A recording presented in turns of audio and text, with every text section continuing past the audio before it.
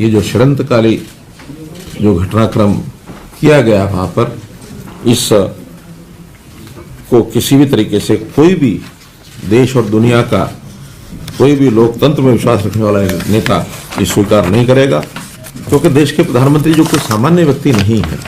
मैं समझता हूं कि आज तक के जितने प्रधानमंत्री हुए हैं उन सब में सबसे ज्यादा लोकप्रिय ये प्रधानमंत्री हैं, क्योंकि इन्होंने देश के अंदर जितनी पुरानी समस्याएं थी, जितने ऐसे विषय थे जिनके ऊपर शायद प्रधानमंत्री जो पहले के रहे हैं उन्होंने हाथ लगाना भी स्वीकार नहीं किया होगा, उनको इन्होंने हल किया।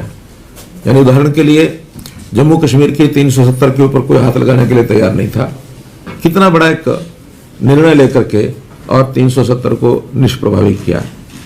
राम जन्मभूमि जैसे मुद्दे को, जो यानी हजारों वर्ष का एक विवाद का विषय, कितनी उस पर लड़ाइयां भी हुई और देश के स्वतंत्र भारत के इतिहास का एक ऐसा बड़ा ये यानी विषय का निर्णय उन्होंने करके दिखाया और बहुत शांतिप्रिय तरीके से, कोई भी यानी किसी को खरोंच भी नहीं आई है, तो राम मंदिर के निर्माण का रास्ता सुनिश्चित किया।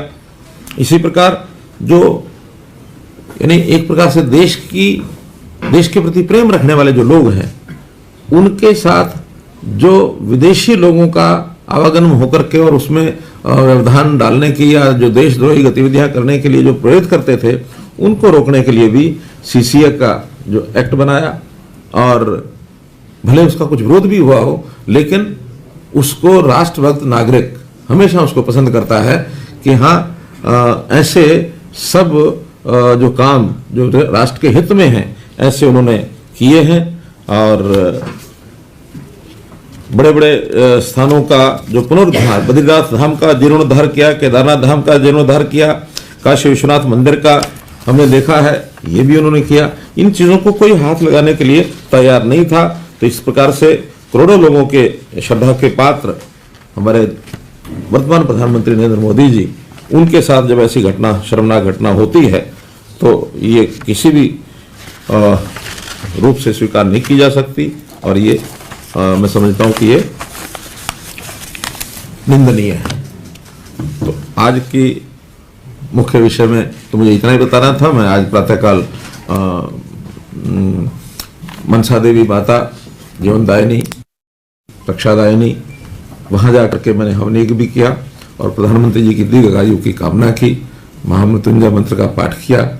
और उसके बाद भारतीय जनता पार्टी के सब नेता आज एक ज्ञापन देकर के भी आए हैं राज्यपाल महोदय को, और उसमें भी हमने उनसे आग्रह किया है कि राष्ट्रपति जी को निवेदन करें कि कठोर से कठोर कार्रवाई और पंजाब सरकार के खिलाफ ये होनी चाहिए।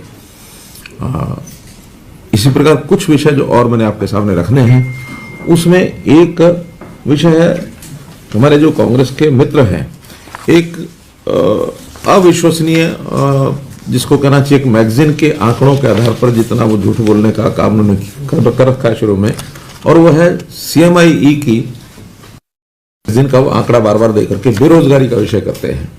बेरोजगारी के बारे में जो मैं आज अधिकृत आंकड़े आपके सामने रख रहा हूं, क्योंकि हमने आपको पता 3 वर्ष से परिवार पहचान पत्र ये जो है कार्यक्रम शुरू किया हुआ है और प्रदेश की पूरे परिवारों की जनगणना एक प्रकार से उसमें से होती है और सबका रजिस्ट्रेशन 98% का रजिस्ट्रेशन उसमें मैं कह सकता हूं हो गया है। लगभग 2 या 3% ऐसे लोग हैं जो अभी किन्हीं कारणों से शायद उन्होंने नहीं उसको किया होगा, लेकिन समय आने पर मुझे लगता है वो भी कराएंगे।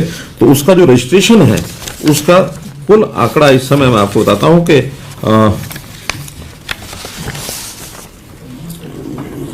65,78,311 परिवार हैं और 2,57,99,000 अर्थात 2,58,00,000 की जनसंख्या उसमें अंकित है।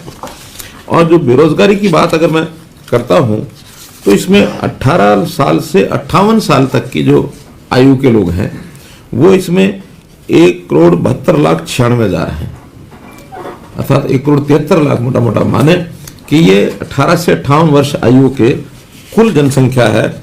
अगर उसमें हम अनएम्प्लॉयड लोगों की संख्या गिनते हैं तो 10,59,530 है। और ये वो है जिन्होंने अपने आप कहा है कि मैं बेरोजगार हूं, मुझे रोजगार चाहिए। सेल्फ डिक्लेरेशन से बड़ा तो आंकड़ा नहीं हो सकता कोई। बाकी तो सबने सेल्फ डिक्लेयर किया है, और सबके सबका आंकड़ा हमारे पास है कि जो 2,57,00,000 लोग हैं, उन सबका जो डाटा है वो मेरे पास है। यानी उसके अंदर एडवोकेट्स हैं, एग्रीकल्चर लेबर है, सेंट्रल गवर्नमेंट एम्प्लॉई हैं, सेंट्रल PSU एम्प्लॉई हैं, चिल्ड्रन हैं। यानी इसमें अगर बच्चों का आंकड़ा तो 18 लाख तो बच्चे हैं, और कंस्ट्रक्शन वर्कर हैं, डॉक्टर्स हैं, employees of other state governments हैं, फार्मर्स हैं। 12,56,000 का आंकड़ा फार्मर्स का है। हाउसवाइफ्स हैं, इंडस्ट्रियल लेबर है, इन्फेंट हैं, लैंड ओनर है, लैंड ओनर फार्मर है, अदर लेबर है, पेंशनर्स हैं, प्राइवेट कंट्रैक्चुअल वर्कर्स हैं, प्राइवेट सेक्टर एम्प्लॉइज हैं, senior citizen, old age pensioners हैं, shopkeepers, traders, businessman, state government PSUs, state government contractual employees, students, unorganised workers और unemployed. तो unemployed जो है 11,04,000। ये अगर टोटल हम आंकड़ा गिनते हैं, यानी जिसके अंदर कुछ ऐसे हैं जो 58 से ऊपर के भी हैं, वो भी अपने आप को अनएम्प्लॉयड कुछ लोगों ने कहा है। लेकिन मैं मान के चलता हूं कि 58 वर्ष से ऊपर के एम्प्लॉयमेंट का, यानी अनएम्प्लॉयड का एम्प्लॉयमेंट देने का काम सरकार की प्रयत्नों से तो नहीं हो सकता, अपने आप कोई करेगा। लेकिन 18 से 58 का जो मैंने आंकड़ा बताया है वो है, क्योंकि उसमें कॉलम था ना जी क्या काम करते हैं, इसलिए उनको भरना पड़ा कि हम कोई काम नहीं करते हैं, इसलिए वो लेकिन बहुत थोड़े हैं, 1,000-1,500 ये ज्यादा नहीं है। तो इनका अगर मैं केवल 18 से 58 का आंकड़ा अगर बताता हूं कि 1,72,96,000 में से 10,59,530 लोग ये अनएम्प्लॉयड अपने आप को कह रहे हैं, जो 6.1% बनता है।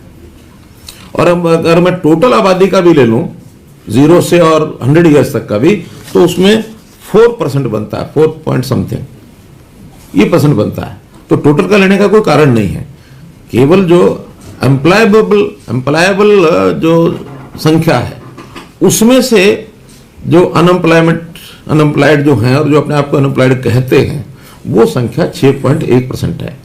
तो ये तो हमारे पास एक परिवार का आंकड़ा है। और अगर वो कोई 1,500 का सैंपल लेकर के इधर के उधर के ला करके, या फिर उसमें भी तरह तरह के अपने फैक्टर लगा करके और 34% कैसे वो करते हैं, जिस प्रदेश का 34% अनएम्प्लॉयड यूथ हो जाएगा, उस दिन क्या बनेगा आपको पता है, मैं कुछ कमिट नहीं कर सकता। तो ये एक ऑथोरिटेटिवली मैंने आपके सामने ये विषय रखा है। और जो लेबर के भी जो आंकड़े हैं, लेबर फेडरेशन एक है, उन्होंने भी भारत में बेरोजगारी की दर जो बताई है वो 9.4% बताई है, और CMI ने उसको भी 7.4 बताया है। और हरियाणा में जो है 29.3, ये पिछले एक बार तो 34 बता गए वो, एक बार अभी 29 दिखा रहे हैं। यानी उनके जो आंकड़े हैं देश भर के हिसाब से कुछ है, हरियाणा के हिसाब से कुछ है। तो ऐसे आंकड़ों में केवल मैनिपुलेशन करके और राजनीतिक उसमें से हेतु निकालने का ये जो प्रचलन है, मैं इसको भी अच्छा नहीं मानता। राजनीति में इस प्रकार से नहीं होना चाहिए। तथ्य है, तथ्यों को तथ्यों के आधार पर रखेंगे तो तभी उसका कोई एक विषय ठीक से बनेगा। 6.1 4% तो टोटल आबादी के हिसाब से अगर कहते हैं, लेकिन उसको गिनना नहीं चाहिए, क्योंकि वो तो बच्चे हैं, 18 साल से छोटे हैं, विद्यार्थी हैं, या फिर 58 साल से ऊपर के हैं।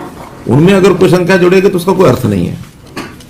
उनके खिलाफ कोई कार्रवाई नहीं करेंगे फिर आप? सरकार की छवि खराब होती है, CMI बार-बार ऐसे आंकड़े। देखिए, अभी तो हम पॉलिटिकल जवाब दे रहे हैं, और CMI को भी मैं जरूर कोई इसका विषय हम AG साहब से बात करेंगे कि इसके। साहब ने भी चिट्ठी लिखी थी जब वो थे एक बार इस पे, उनको CMI को लिखा कि आपने तथ्य दुरुस्त करो, पिछले साल लिखी थी। तो नहीं, अब इस बार मैं AG साहब से बात करूंगा कि उनके खिलाफ कोई कार्रवाई भी करनी होगी तब भी करेंगे।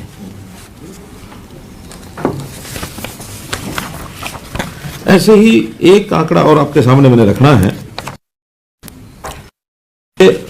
अभी तक जो परिवार के अंदर दी गई दर्शाई डिक्लेयर्ड, उसमें 3 फेज का हमने करा लिया है। जिन्होंने 25,000 रुपया इनकम भरी उनका भी 25 से नीचे, और फिर 50 से नीचे, फिर 75 से नीचे। अब 75 और 1 लाख के बीच का 4th फेज भी हमने उसको यानी वेरिफिकेशन के लिए भेजा है। लेकिन अभी जो दिसंबर 1 तक इनमें से जिनकी 1 लाख रुपए से कम थी, उसके बाद और भी निकले हैं, समय तक जो आंकड़ा हमारे पास था 1,48,000 परिवारों का था। क्योंकि 1,48,000 ही ऐसा नहीं है, और होंगे, निश्चित रूप से होंगे, लेकिन हमने उसमें से अपना काम शुरू करने के लिए इसी आंकड़े को लेकर आगे काम बढ़ाया था 1,48,333 परिवारों को, और उसमें से 91,900 उन अंत्योदय मेलों में उपस्थित हुए आए, बाकी लोग नहीं आए, सबको बुलाया था हमने। और उसमें से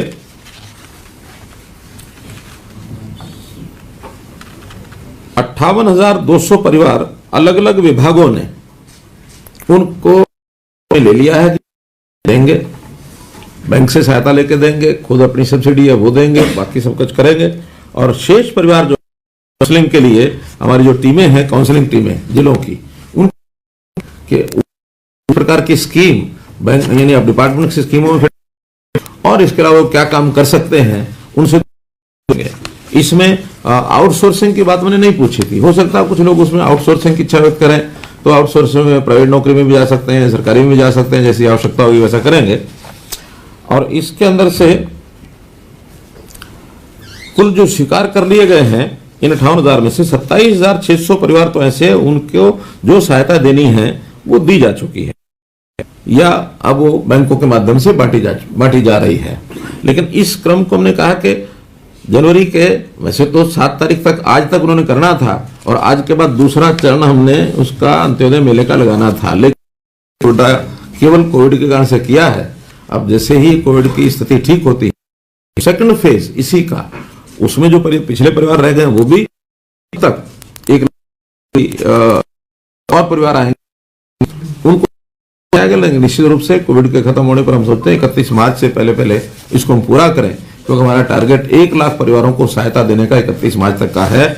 अगर ये कोविड बाधा नहीं बनता है तो इसको हम जरूर उस समय तक पूरा कर लेंगे।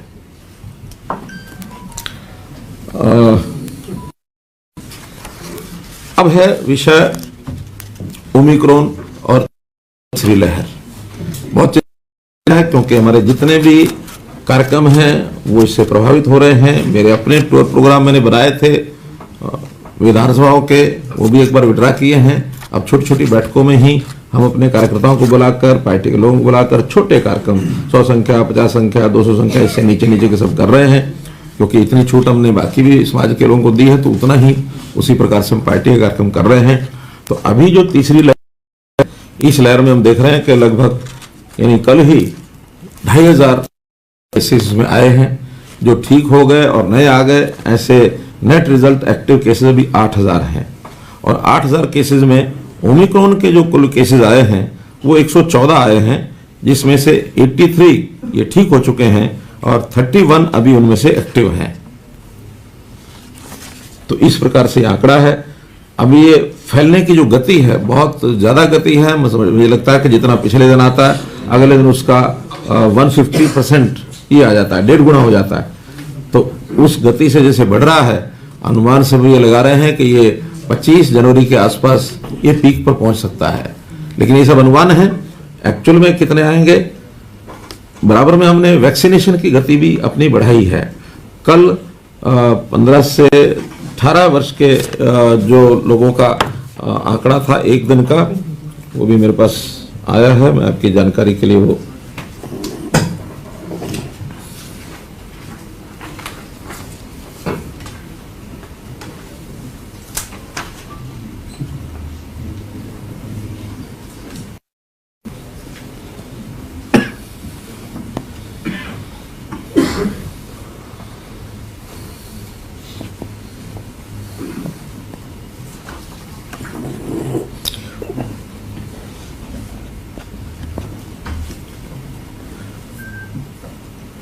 फर्स्ट डोज, ये तो कुल आंकड़ा है, लेकिन कुल मिला के 1.25 लाख के 1.5 लाख के आसपास 15 से 18 था, और 2.5 या 287 के आसपास ऐसा फर्स्ट डोज सेकंड डोज थी। कुल मिलाकर 4.5 लाख के आसपास एक दिन में कल वैक्सीनेशन हुई है। तो ये वैक्सीनेशन का जो कुल व्याप है वो 4 लाख से ऊपर चल रहा है। और उसमें जो हमारे टेस्टिंग है वो भी कोई 35,000 40,000 की टेस्टिंग डेली चल रही है। और आवश्यकता पड़ने पर इसी गति को भी बढ़ाया जा सकता है। युवकों में काफी उत्साह है। तो कुल मिलाकर 15.5 लाख के करीब 15 से 18 वर्ष के जो युवक हैं, हम बहुत जल्दी इन सबको वैक्सीनेशन का वो टीका लगा पाएंगे। सब व्यवस्थाएं कंट्रोल की गई हैं। कुछ जिलों में सख्ती थोड़ा ज्यादा बरती गई है। 11 जिलों के अंदर सायंकाल 5 बजे 6 बजे तक अब कर दिया उनका टाइम। और वहाँ के जो मॉल्स हैं उनका भी यही समय रहेगा। शादियों पर या जो गैदरिंग होती है उस पर भी थोड़ा कंट्रोल किया गया है। आने वाले समय में प्रतिदिन हम इसका जो हैं और उसमें से ही इस कार्यक्रम को आगे बढ़ाते हैं। एक विषय है शिक्षा क्षेत्र का 134A का। तुम्हारे शिक्षा मंत्री जी 134A का कुल 40,000 के आसपास ऐसे विद्यार्थी हैं जिन्होंने परीक्षा दी थी और उनकी अपेक्षा थी कि सब हम प्राइवेट स्कूलों में जाकर के पढ़ें। लेकिन पहली बार चूंकि हमने परिवार पहचान पत्र की इनकम वेरिफिकेशन का भी इसमें लगा दिया है, तो एक विवाद बड़ा खड़ा हुआ कि जिनकी इनकम 2 लाख रुपए से ज्यादा है वो भी इच्छा कर रहे हैं उसमें एडमिशन प्राप्त करने की, जबकि उनको नहीं दिया जा सकता। तो उसमें जो इनकम का दायरा है उसके अंतर्गत जो आने वाले परिवार हैं उसकी सिलेक्शन करके ही हम क्लियर कर रहे हैं। डिप्टी कमिश्नर की 3 लोगों की टीम बना दी है। डीओ, डिप्टी कमिश्नर और एक अधिकारी ग्रेड का है। तो तीनों मिलकर के जिन बच्चों का इनकम वेरिफिकेशन का क्लियर करते हैं कि 2 लाख से नीचे परिवार की इनकम है, केवल उनको एडमिशन मिलता है। अभी तक लगभग 12,000 विद्यार्थियों को और विभिन्न स्कूलों में ये मिल चुका है। लेकिन कुछ विद्यालय ऐसे हैं जो इस बात का विरोध इस नाते से करते हैं कि उनकी फीस जो है वो कम है। तो इस फीस को भी ध्यान रखते हुए हमने आज ही विचार किया है कि हम उसकी थोड़ी फीस क्यों ना बढ़ा दे दें। अभी तक जो फीस है ग्रामीण क्षेत्र में वो 300 रुपये और 500 रुपया है। 5वीं तक या चौथी तक की 5वीं तक की 300 रुपये है और 6ठी 7वीं 8वीं में 500 रुपया है। शहरों की 500 और 700 है। 5वीं तक 500 है और 6ठी 7वीं 8वीं 700 है। आज से हम उन सब के बच्चों की जो फीस है मासिक फीस 200 रुपया इस फीस में और जोड़ करके और सब बच्चों को प्राइवेट स्कूलों को जो फीस मिलेगी 300-500 के बजाय 500-700 मिलेगी, 500-700 के बजाय 700-900 मिलेगी। तो ऐसा 200 रुपये प्रति बच्चा अर्थात 2400 रुपया प्रति वर्ष का ऐसा इन बच्चों का उनको ज्यादा मिलेगा। अभी एडमिशन आज चूंकि 12,000 हैं, मुझे लगता है कि और ये 8-10,000 बच्चे बढ़ सकते हैं, 20,000 भी हो सकते हैं। तो 20,000 बच्चों का 2400 रुपये के हिसाब से ये लगभग 5 करोड़ रुपए का खर्चा इस साल का और बढ़ जाएगा। तो हम उसको देने के लिए तैयार हैं। और मैं अपील करूंगा कि ऐसे जो प्राइवेट स्कूल हैं, जो बच्चे उस श्रेणी में आते हैं 2 लाख रुपए से नीचे की इनकम और उन्होंने टेस्ट जिन्होंने पास कर लिया है, वो दूसरी से लेकर के और 8वीं तक उन बच्चों को एडमिशन दें, ऐसा हमारा उनसे निवेदन है।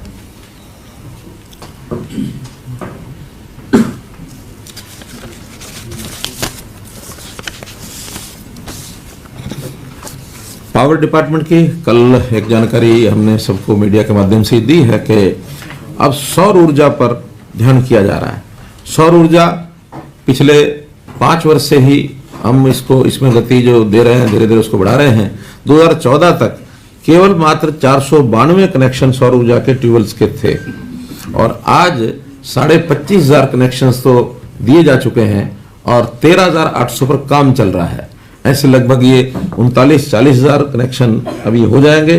टारगेट हमारा 50,000 का है कि 50,000 ट्यूबवेल के कनेक्शन ये किसानों को उपलब्ध करा जाए। 10 मेगावाट 5 आवर्स पावर और 10 आवर्स पावर इस लेवल के ही कनेक्शन होंगे ताकि उनको बिजली का कनेक्शन ना लेना पड़े और दिन के समय पावर वो अपनी सौर ऊर्जा के माध्यम से अपने ट्यूबवेल को, जिनकी छोटी खेती है, 1 एकड़ है, 2 एकड़ है, 2.5 एकड़ है और पानी का लेवल काफी ऊंचा है, ऐसे सारे क्षेत्र में इन लोगों ने जो लेने की शुरुआत की है। एक बहुत अच्छा एक पग है और बहुत आगे हम बढ़ रहे हैं।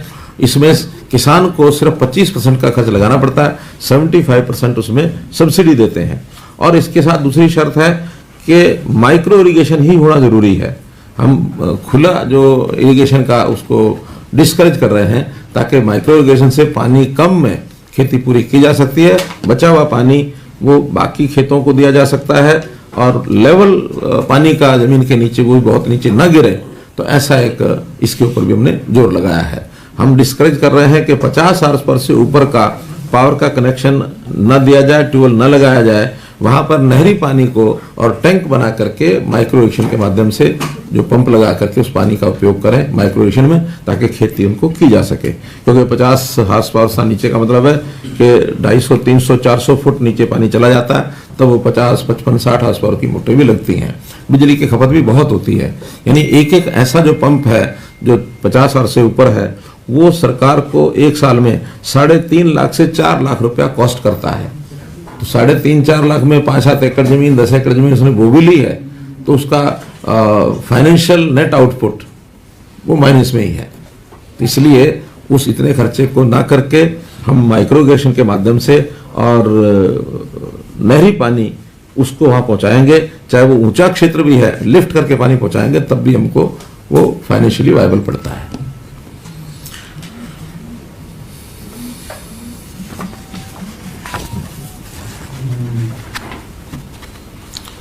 अभी हमारे विपक्षी मित्रों का एक खेल और चला है।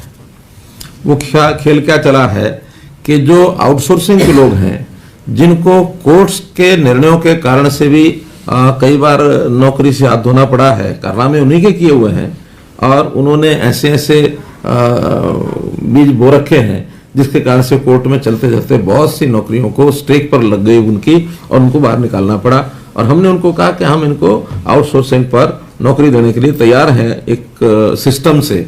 उसके लिए हमने हरियाणा कौशल रोजगार निगम ये बनाया है, और सबको अपील की है कि जिसको भी एक्सपीरियंस है सरकार के काम करने का, कोई भी एक्सपीरियंस, वो 1 साल हो सकता है, 2 साल हो सकता है, 5 साल हो सकता है, 10 साल हो सकता है, और किन्हीं कारणों से वो पक्की नौकरी से बाहर हो गए हैं, ऐसे सबको कहा कि वो पोर्टल पर अपने आप को रजिस्टर कराएं। और रजिस्टर कराने के बाद हमारी जो नई आवश्यकताएं हैं वो ठेकेदार के माध्यम से, कंट्रैक्टर के माध्यम से न लेकर के कौशल रोजगार निगम के माध्यम से उनको जो है काम दिया जाएगा। निश्चित रूप से उनकी जो आज वर्तमान में जो सैलरीज तय है हमारी कौशल रोजगार निगम के माध्यम से जो मैंने बनाई गई हैं, वो ग्रुप ए की अलग हैं, बी की अलग हैं, सी की अलग हैं, डी की अलग अलग हैं, और एक्सपीरियंस के हिसाब से उनको एक लाभ दे करके उनको एडजस्ट करेंगे। उदाहरण के लिए पीटीआईज हैं। अब पीटीआईज ने लड़ते लड़ते सुप्रीम कोर्ट तक लड़ाई लड़ी, लेकिन सुप्रीम कोर्ट में भी उनको निर्णय दिया गया कि इनको जो है उसी लिस्ट को, जो 2006 में थी या 4 में थी जब एग्जाम हुए, उसी लिस्ट का उन्हीं शर्तों पर एग्जाम लेना चाहिए। जो पास हो जाए उनको लगा लें, जो पास नहीं उनको बाहर करें।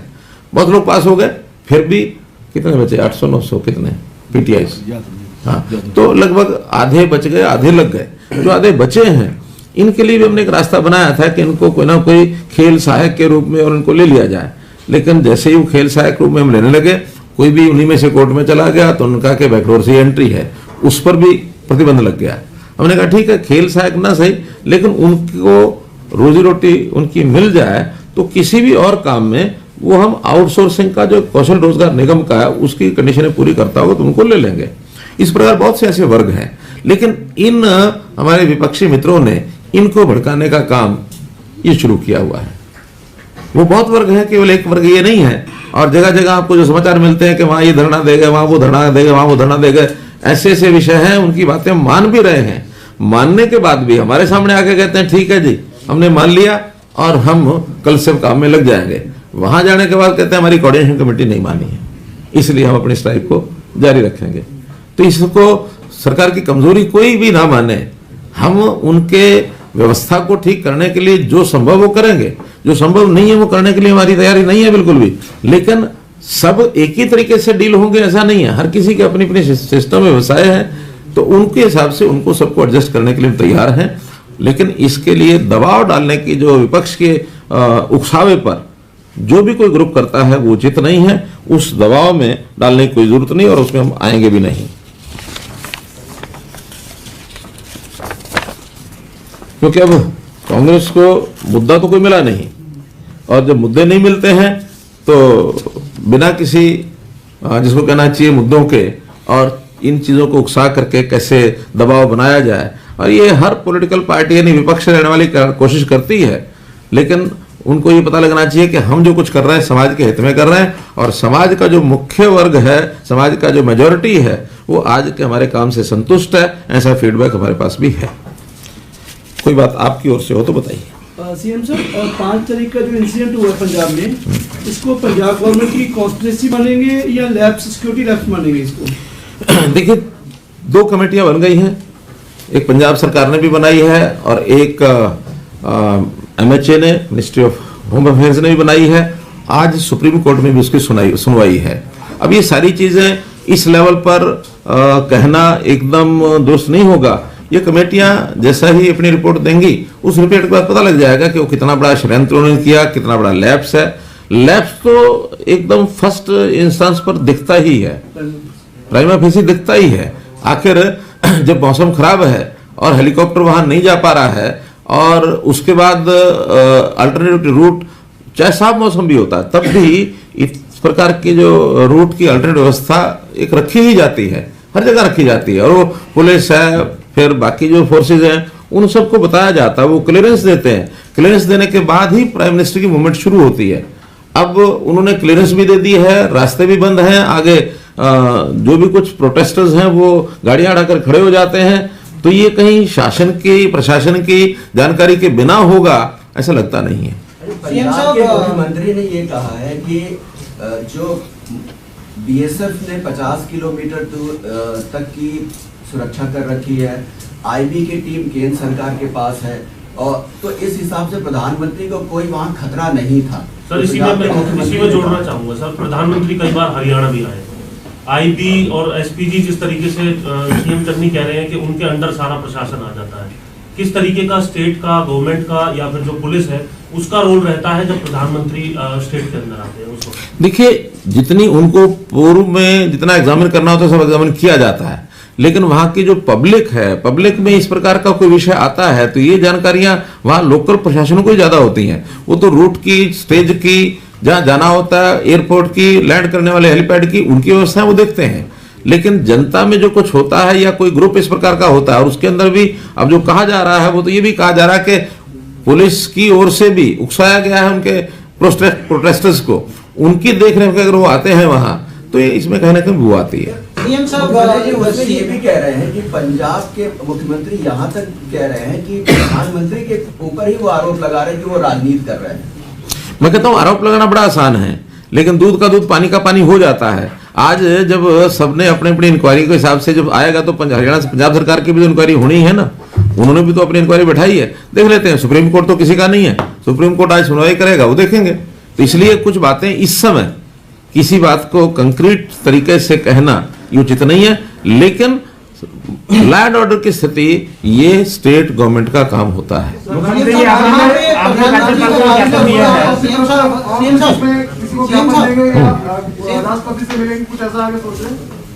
आज हम गवर्नर साहब को ज्ञापन देकर के आए, गवर्नर साहब को ज्ञापन देकर के आए हैं। कल प्रधानमंत्री जी स्वयं भी राष्ट्रपति को मिले हैं। बाकी जैसा केंद्रीय हमारे पार्टी की यूनिट है जो निर्णय करेगी उस हिसाब से हम करेंगे। सीएम साहब, जहां पे काफिला रुका था वो पाकिस्तान बॉर्डर के काफी नजदीक है और वहां पर जो आतंकवादी गतिविधियां पहले भी रही हैं, 2015 में भी वहां पे इस तरह का कुछ हुआ था। तो दूसरा, सीएम चन्नी यदि इस तरह की स्टेटमेंट देते हैं कि मैं प्रदर्शनकारियों पे गोली नहीं चला सकता था, लाठी नहीं चला सकता था, इस स्टेटमेंट को कितना गंभीर आप मानते हैं? क्या गंभीरता से दी हुई स्टेटमेंट थी या फिर पूरे मामले को गंभीरता से नहीं लिया पंजाब सरकार? देखिए, प्राइम मिनिस्टर की सिक्योरिटी एक अलग विषय है। अगर वो अपनी उनकी सिक्योरिटी होती, उनके किसी मंत्री की होती, किसी एमएलए की होती, वहां के किसी विपक्ष के नेता की होती, किसी सामान्य आदमी की होती, मैं समझ सकता हूं कि उस कॉस्ट पर वो एक उस सीमा से आगे नहीं जा सकते थे। लेकिन जहां प्राइम मिनिस्टर का विजिट होगा, हर दृष्टि से उनको ये विषय कोई भी किसी सीमा तक जाना भी चाहिए। और मैं कहता हूं अगर नहीं था तो प्राइम मिनिस्टर का कोई एक दिन में अचानक दौरा नहीं बना। प्राइम मिनिस्टर का दौरा तो बहुत पहले बन जाता है। ये विषय उस समय उनको उठा करके प्राइम मिनिस्टर से बात करनी चाहिए थी कि मैं नहीं कंट्रोल कर सकता अपनी जनता को। तो जनता को कंट्रोल करना, लॉ एंड ऑर्डर की स्थिति यानी उसको बना के रखना, ये उन्हीं का काम है। इसलिए प्राइम मिनिस्टर की सिक्योरिटी अलग विषय है, सामान्य किसी व्यक्ति की सिक्योरिटी का अलग विषय होता है। वो 130 करोड़ जनता के यानी लीडर हैं, उनका नेतृत्व कर रहे हैं। वो खाली एक नरेंद्र मोदी व्यक्ति नहीं है, वो देश के प्रधानमंत्री हैं। आज अगर विपक्ष का कोई नेता पहुंच जाए तो वो कह सकते हैं कि हाँ भाई उनकी सिक्योरिटी में उस प्रकार का हमने इंतजाम भी नहीं किए थे, लेकिन prime minister is prime minister. आपने जो राज्यपाल को ज्ञापन दिया है उसमें लिखे हैं कांग्रेस के गुंडे, राज्यपाल को जो ज्ञापन दिया, तो हम इस बिना पे पहुंच गए हैं या हमारा ये मानना है बीजेपी हरियाणा का, जिसमें क्योंकि आपने भी राज्यपाल से मिले कि ये कांग्रेस के गुंडे थे जिन्होंने, मेरा कहना है कि जिन्होंने इस प्रकार की घटनाक्रम किया है वो कांग्रेस के हैं नहीं है, सारा रिपोर्ट में सामने आ जाएगा। लेकिन उकसाने वाले आखिर उनके कारकों का विरोध आज तक क्यों नहीं हुआ? सीएम पंजाब जगह जगह घूम रहे हैं, आ रहे हैं, जा रहे हैं, अगर ये प्रोटेस्टर हर किसी का विरोध करना तो उनका क्यों नहीं हुआ आज तक? केवल बीजेपी के नेताओं का या देश के प्रधानमंत्री का होता है तो इसके पीछे की मंशाएं तो साफ है। पंजाब पुलिस सर, के कुछ पंजाब के अधिकारियों के मुख्यमंत्री कह रहे हैं कि मेमो कोई लीक हुए हैं, लापरवाही सर। नहीं हुई है, कोई चूक नहीं हुई है पंजाब पुलिस की तरफ से। क्या उनकी तरफ से जो कमेटी का गठन किया गया है उस पे यकीन है कि निष्पक्ष जांच हो पाएगी? क्योंकि वो तो केवल उनकी कमेटी नहीं है। पहली बात तो है कि अगर उन्होंने सर्टिफिकेट दे दिया है कि कोई चूक नहीं हुई है तो उनको कमेटी बनाने की जरूरत ही नहीं थी। जब उन्होंने कमेटी बनाई है तो कमेटी एमएचए ने भी बनाई है, सुप्रीम कोर्ट में भी इसे चल रहा है, ये दूध का दूध पानी का पानी 2-3 दिन में होने वाला है। पंजाब पुलिस के ये अधिकारियों के मेमो लीक हुए हैं, उन्होंने सर तीन बार प्रधानमंत्री के दौरे से तीन बार पहले अलर्ट किया था सरकार को कि ये रोड जो है वो क्लियर होने चाहिए। तो आपको लगता नहीं है कि इन सूचनाओं के बावजूद भी कहीं ना कहीं लापरवाही बरती गई है? हालांकि पूरी तरह से नकारा जा रहा है कि अचानक जो है दौरा बना। मैं तो कह रहा हूं कि ये सारी बातें 3 दिन के बाद होने वाली है। और इन सब में एक जो जिन्होंने प्रदर्शन किया था, प्रधानमंत्री का काफिला रोका था, कल उन्होंने संयुक्त किसान मोर्चा जो है उसने एक प्रेस नोट जारी किया है, आपको पता होगा कि हमें तो पता ही नहीं था कि यहाँ प्रधानमंत्री आ सकते हैं। हमें एसएसपी ने कहा भी प्रधानमंत्री से गुजरने वाले हैं, हमें यकीन नहीं था कि प्रधानमंत्री रोड से क्यों गुजरेंगे। अगर हमें पता था कि प्रधानमंत्री यहाँ से गुजरेंगे तो हम रास्ता हटा लेते। तो उनका ये बयान को आप किस तरीके से देखते हैं? मेरा कहना कि अगर इस प्रकार से वो बयान देते हैं कि हमें पता होता तो इसका मतलब प्रशासन ने कुछ नहीं किया। वहां प्रशासन को उन लोगों को बताने का काम तो प्रशासन का था। पंजाब प्रशासन ऐसे किसान नेताओं को बाकियों को सब बता सकते थे और वो कहते हैं कि हाँ पता नहीं है और फिर भी वो आए हैं, तो ये भी हो सकता है कि उनको बता दिया हो इसलिए वो आए हैं। अगर उनको पता नहीं हो तो आते ही नहीं। वो तो कह रहे हैं कि एसएसपी ने कहा कि हम प्रधानमंत्री यहाँ से गुजरने वाले हैं, हट जाओ। सीएम चन्नी रूट जो है वो बता रहे थे पूरा प्रधानमंत्री का कि केवल बाय एयर रूट था हुसैनीवाला से भटिंडा जाने आने का, लेकिन कभी भी किसी भी ऐसे नेता के अल्टरनेटिव रूट सब जगह बनते हैं। यानी जहां उतरेंगे वहां से मौसम खराब होने का तो सबको पता ही है, पहले से ही पता है, आखिर 2 दिन से ही पता है कि वहां मौसम खराब हो सकता है। तो मौसम खराब होने के बाद तो उनको एंटिसिपेट सब करते हैं और ये प्रशासन का काम है कि अगर एंटिसिपेट किया है कि मौसम खराब है, हेलीकॉप्टर नहीं उड़ेगा तो कहां से जाएंगे? मशीन तो मशीन है। अब तो मौसम खराब है, मानो मौसम खराब न भी हो तो भी हेलीकॉप्टर के अलावा बाय रोड जाने का रास्ता एक अल्टरनेटिव रखता ही प्रशासन है, सब जगह रखते हैं। अगर ये जो पंजाब के मुख्यमंत्री की जो इस पूरे मामले में भूमिका है, उस मामले में कांग्रेस के जो शीर्ष नेतृत्व है यानी कांग्रेस का हाईकमान है, राहुल गांधी, सोनिया गांधी, उनकी तरफ से कोई इस तरह की क्लियर स्टेटमेंट नहीं आना, क्या मानते हैं आप? क्या वो स्टेटमेंट देने के मैं समझता हूं वो लायक ही नहीं है, क्योंकि अगर वो इसका समर्थन करते हैं पंजाब का तो मरते हैं और अगर इनका विरोध करते हैं और मोदी जी के साथ खड़े होते हैं तो मरते हैं। वो तो बीच में फंसे हुए हैं। लेकिन फिर भी कई कांग्रेस के नेताओं ने कहा है कि हाँ ये चूक है और ये भयंकर चूक है, तो ये सरकार के उसके ऊपर ठीक नहीं है। एग्जैक्ट शब्द क्या है मुझे मालूम नहीं, लेकिन कई कांग्रेस के नेताओं ने भी कंडम किया है इसको। नहीं, 5 को मेरा कार्यक्रम यहीं से ऑनलाइन जुड़ने का था, बल्कि हम लोग सारा वो दृश्य देख रहे थे कि जैसे सभी मुख्यमंत्री, इवन चन्नी खुद भी ऑनलाइन ही उस कार्यक्रम में भाषण देने वाले थे, लेकिन हम देख रहे थे कि वो बैठे बैठे उठ करके जा रहे हैं, आ रहे हैं, जा रहे हैं, आ रहे हैं। कोई ना कोई उनके वहां लेवल के ऊपर कहीं कोई इस प्रकार का सेंसिटाइजेशन कोई ना कोई ऐसा मुझे लगता बना हुआ था जिसके कारण से उनको परेशानी कोई हो रही थी। अब वो उसको सपोर्ट कर रहे थे या कुछ ठीक करने की कोशिश कर रहे थे, लेकिन वो अनईजी थे और अनईजीनेस में कुछ भी अंदाजा लगाया जा सकता है। सर, पंजाब डीजीपी और मुख्य सचिव भी प्रोटोकॉल के तहत रिसीव करने नहीं गए प्रधानमंत्री को, तो कैसे देखते हैं आप इस पूरी घटनाक्रम को? नहीं, उनको जाना ही चाहिए। आखिर जो प्रोटोकॉल होता है, प्रोटोकॉल के हिसाब से जाना ही होता है।